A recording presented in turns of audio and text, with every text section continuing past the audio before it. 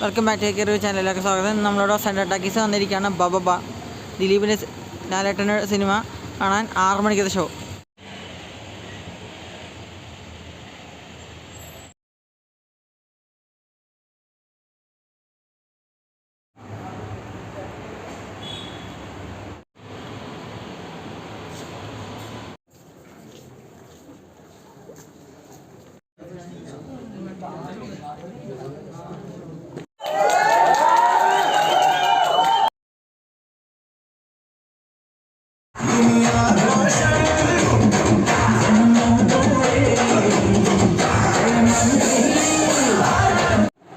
ബബബ ഭയം ഭക്തി ബഹുമാനം, directed by debut director Dhananjay Shankar. അപ്പോൾ സിനിമ കണ്ടു കഴിഞ്ഞ് ഞാനും എൻ്റെ ഫ്രണ്ട് പോയാണ് ഇന്ന് സിനിമ കണ്ടത്. അപ്പോൾ സിനിമ കണ്ടതിൻ്റെ അഭിപ്രായം പറയാനാണെങ്കിൽ എനിക്ക് സിനിമ തിയേറ്ററിൽ കാണാൻ പറ്റിയ ഒരു പക്ക മാസ് മസാല ഒരു പടമെന്ന് എനിക്ക് എടുത്ത് പറയാൻ പറ്റും. കാരണം ഒന്നും പറയാന്ന് വെച്ചാൽ ഈ സിനിമയുടെ തുടക്കം തൊട്ട്, അതായത് ഇതിൻ്റെ സിനിമയുടെ ആ ഫസ്റ്റ് ഹാഫ് എടുത്ത് പറയുകയാണെങ്കിൽ ഫസ്റ്റ് ഹാഫ് വളരെ ഫാസ്റ്റ് പേസിങ് ആയിട്ട് തന്നെ കൊണ്ടുപോയൊരു ഫസ്റ്റ് ഹാഫായിരുന്നു.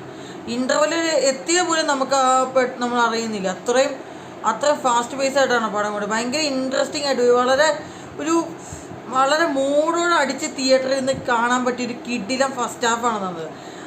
അപ്പോൾ ആക്ഷൻ സീക്വൻസും അതുപോലെ ഈ സിനിമയിലെ കോമഡി രംഗങ്ങൾ വളരെ വർക്കൗട്ട് ആയിട്ടുണ്ട്.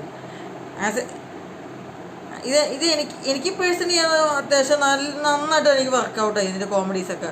അതുപോലെ കുറേ സിനിമകളുടെ ഒരുപാട് റെഫറൻസ്, അതുപോലെ സ്പൂഫ് എലിമെൻറ്റ്സ് അങ്ങനെ ഒരുപാടുണ്ട്. ഇതൊരു പക്ക സ്പൂഫ് മെറ്റീരിയൽ എന്ന് പറയാം ഈ പടം. ദിലീപിൻ്റെ ആണെങ്കിലും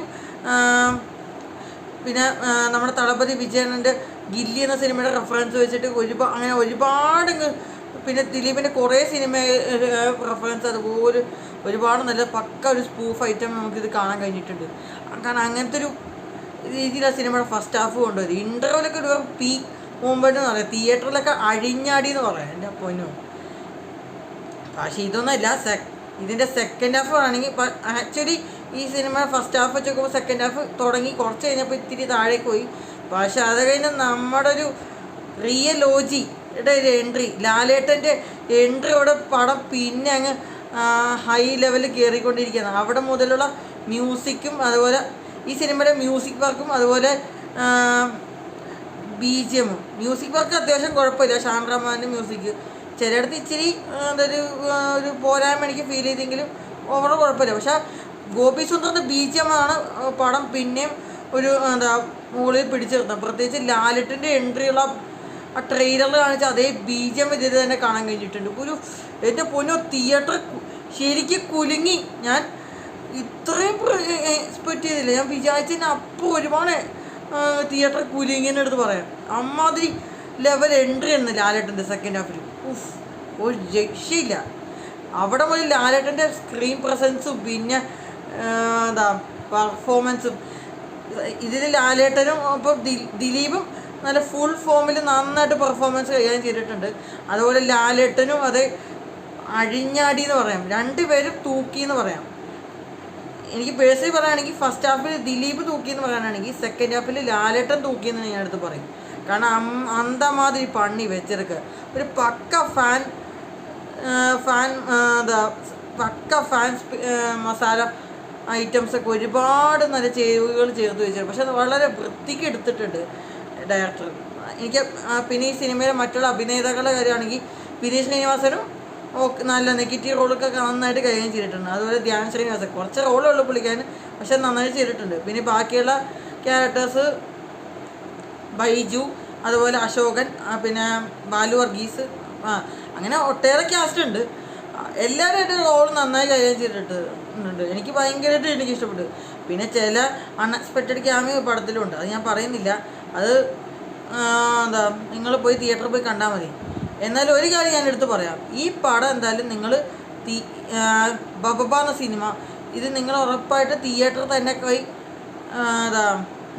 നിങ്ങൾ ഈ വർഷം കണ്ട GBU എന്ന്, അതായത് അജിത് സാറിൻ്റെ ഗുഡ് ബാഡ് അഗിളി എന്ന സിനിമ കണ്ടിട്ട് നിങ്ങൾക്ക് ഇഷ്ടപ്പെട്ടിട്ടുണ്ടെങ്കിൽ നിങ്ങൾക്ക് ഈ പടം ടിക്കറ്റ് എടുത്ത് പോയി കാണാം.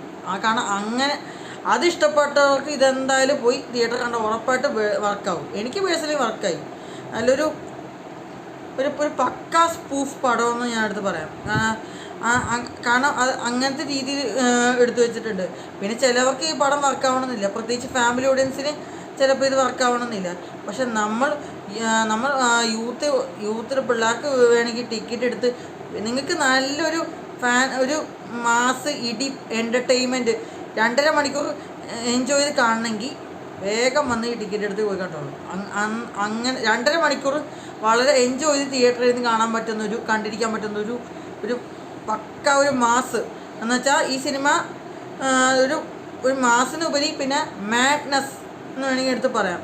ഈ സിനിമയിൽ കാണാൻ പോകുന്നവർ ലോജിക്കും പ്രതീക്ഷിച്ച് പോയി കാണരുത്. കാരണം ലോജിക്കുന്ന 7 അയലത്തെ സാധനമില്ല. പക്ഷെ അങ്ങനത്തെ ഒരു വേറെ ലെവൽ സെറ്റപ്പിൽ എടുത്തു വെച്ചൊരു പടമാണിത്. അപ്പോൾ അത്രേ ഉള്ളൂ. പാപ്പ എന്ന സിനിമയ്ക്ക് ഞാൻ കൊടുക്കുന്ന rating 5-ൽ 4ആണ്.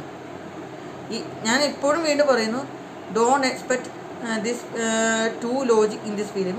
It's a pure madness movie. അത്രേ ഉള്ളൂ.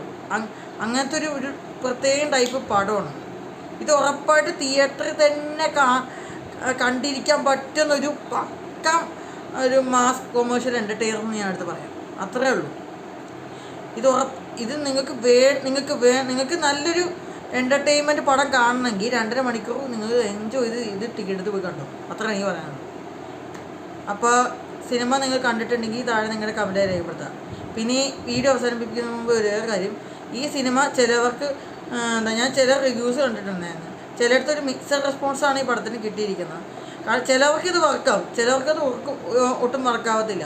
പക്ഷെ എൻ്റെ പേഴ്സണൽ ഒപ്പീനിയൻ പറയുകയാണെങ്കിൽ എനിക്ക് ഈ പടം വർക്കായി. എനിക്ക് വളരെ ഇഷ്ടപ്പെട്ടു. പ്രത്യേകിച്ച് സെക്കൻഡ് ഹാഫിൽ ലാലേട്ടൻ്റെ എൻട്രി കയറിയ പാടെ പിന്നെ എനിക്ക് ഭയങ്കര ഒരു എനർജി കിട്ടി. സിനിമ കണ്ടിരിക്കാൻ പറ്റുന്നൊരു ടൈപ്പ് പടമെന്ന് എനിക്ക് പറയാൻ പറ്റി. അത്രേ ഉള്ളൂ. അപ്പോൾ അടുത്തൊരു വീഡിയോ ഒക്കെ ആയിട്ട് ഇനി വരാം.